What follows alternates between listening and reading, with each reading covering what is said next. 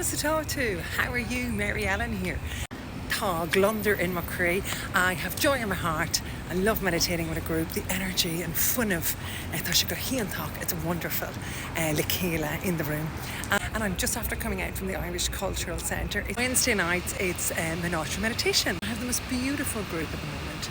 And tonight we were honouring the goddess Boann. I'm wearing the blue for the River Boyne, Bruna Boyne, Newgrange, and that energy of the seeker, of the wanderer. And I always leave our group meditations feeling amazing. So Boann is the goddess for adventure and journey. And I'm heading back home on the tube.